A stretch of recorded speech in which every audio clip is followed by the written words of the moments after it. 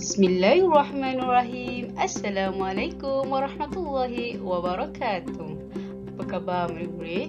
Semoga semuanya sihat walafiat. Dan hari ini lebih baik dari semalam, insya-Allah.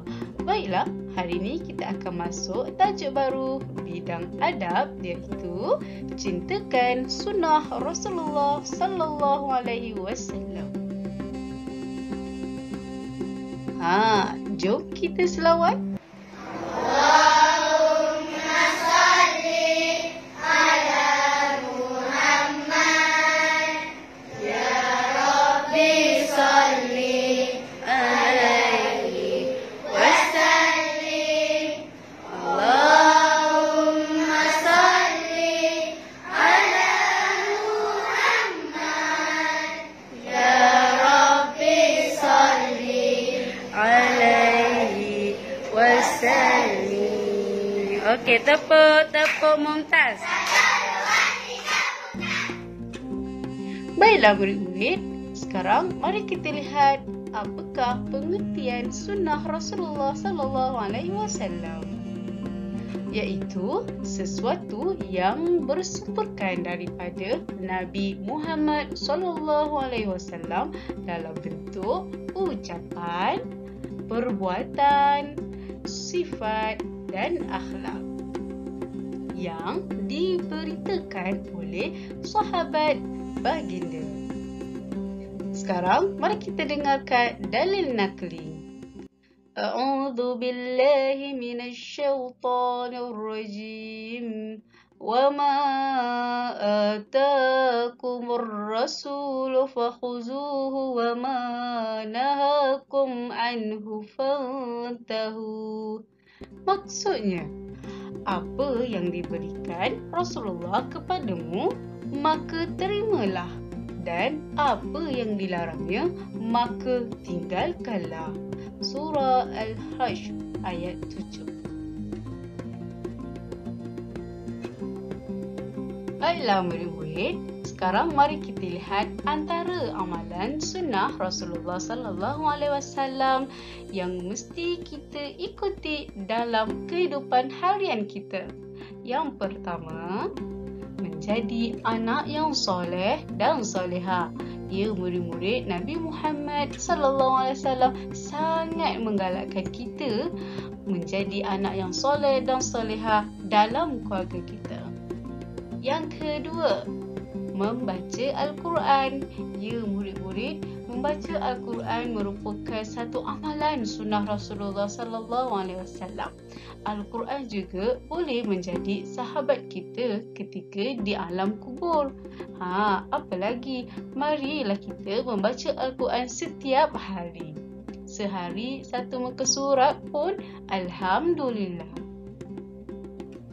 Seterusnya, amalan sunnah Rasulullah sallallahu alaihi wasallam yang ketiga iaitu menghormati orang tua. Ya murid-murid, kita yang muda perlu menghormati orang yang lebih tua. Contohnya seperti dalam keluarga kita sendiri, guru, jiran dan sebagainya. Yang keempat iaitu bercakap perkara-perkara baik. Ya murid-murid, Rasulullah sallallahu alaihi wasallam sangat menyarankan kita apabila bercakap dengan orang lain, perlulah berkata-kata dengan perkara yang baik. Amalan sunnah Rasulullah sallallahu alaihi wasallam yang kelima ialah menuntut ilmu. Ya murid-murid, apa yang sedang kita belajar ini adalah merupakan amalan sunnah Rasulullah sallallahu alaihi wasallam. Jadi jangan sia-siakan masa waktu belajar ya. Yang keenam, menutup aurat. Ya murid-murid, kita mempelajari menutup aurat juga merupakan amalan sunnah Rasulullah sallallahu alaihi wasallam. Ustazah mengajak kita semua menjaga aurat masing-masing. Yang ketujuh, mengasihi ibu bapa. Ya murid-murid, sebagai anak yang soleh dan solehah, Nabi Muhammad sallallahu alaihi wasallam sangat menyuruh kita untuk mengasihi ibu bapa kita sendiri. Yang ke-8, menghubungkan silaturahim, iaitu kita sebagai orang Islam perlu menjaga hubungan antara satu sama lain. Ianya merupakan amalan sunnah Rasulullah sallallahu alaihi wasallam. Seterusnya, berbakti kepada ibu bapa. Ya, murid-murid, sebagai anak yang soleh dan solehah, kita mestilah menjadi seorang yang ringan tulang dalam membantu ibu bapa kita, sehinggalah kita dewasa. Yang ke-10, menjaga kebersihan. Ya, Nabi Muhammad sallallahu alaihi wasallam sangat menjaga kebersihan kerana kebersihan itu separuh daripada iman. Seterusnya, menggunakan tangan kanan ketika makan. Ya, murid-murid, Nabi Muhammad sallallahu alaihi wasallam sangat menuntut kita untuk makan dengan menggunakan tangan kanan. Ianya merupakan sunnah dan kita akan mendapat pahala. Baiklah murid-murid, sekarang mari kita lihat apakah itu sunnah Rasulullah sallallahu alaihi wasallam perkataan.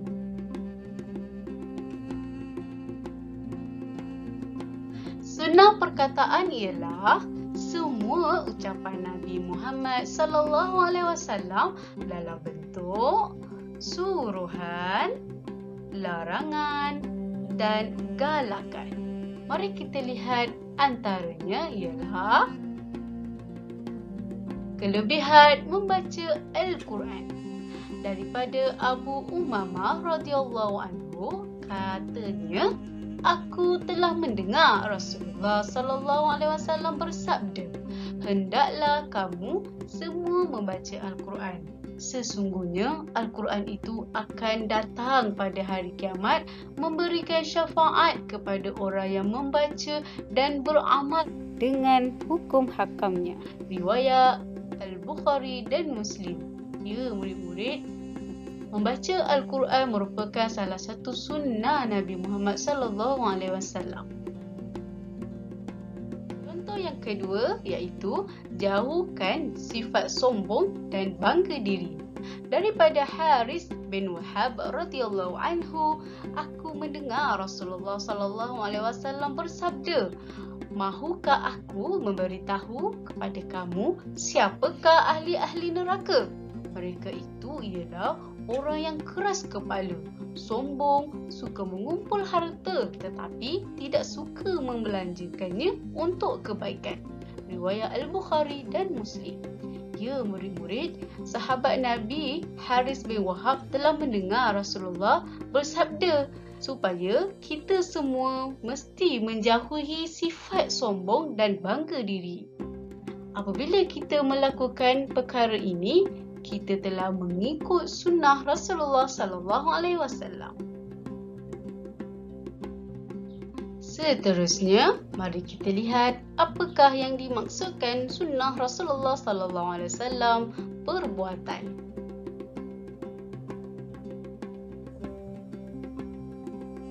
Sunnah perbuatan ialah segala perbuatan Nabi Muhammad sallallahu alaihi wasallam yang disampaikan oleh para sahabat baginda. Yang pertama, mengutamakan anggota kanan. Diriwayatkan daripada Aisyah radhiyallahu anha bahawa beliau berkata, sesungguhnya Rasulullah sallallahu alaihi wasallam suka memulakan dengan anggota kanan ketika memakai kasut dan bersuci. Ya, murid-murid, mari kita mulakan dengan setiap perkara dengan menggunakan tangan kanan kerana ianya merupakan sunnah Rasulullah sallallahu alaihi wasallam. Contoh yang kedua sunnah Rasulullah sallallahu alaihi wasallam dari segi perbuatan ialah merendah diri. Anas bin Malik radhiyallahu anhu menceritakan bahawa Rasulullah sallallahu alaihi wasallam sentiasa merendah diri dan terlebih dahulu memberi salam kepada sesiapa yang dijumpai walaupun kanak-kanak. Riwayat Al-Bukhari dan Muslim. Apa lagi murid-murid? Marilah kita mengamalkan sunnah Rasulullah sallallahu alaihi wasallam, iaitu merendah diri. Sunnah yang ketiga iaitu menggosok gigi. Diriwayatkan daripada Huzaifah radhiyallahu anhu bahawa beliau berkata, Rasulullah sallallahu alaihi wasallam apabila bangun daripada tidur, baginda menggosok giginya dengan menggunakan siwak atau kayu sugi. Riwayat Al-Bukhari dan Muslim.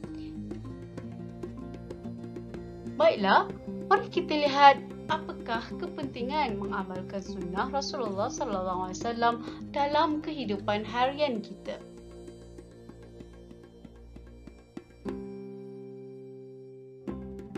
Yang pertama, menjadi bukti kecintaan kita kepada Rasulullah sallallahu alaihi wasallam.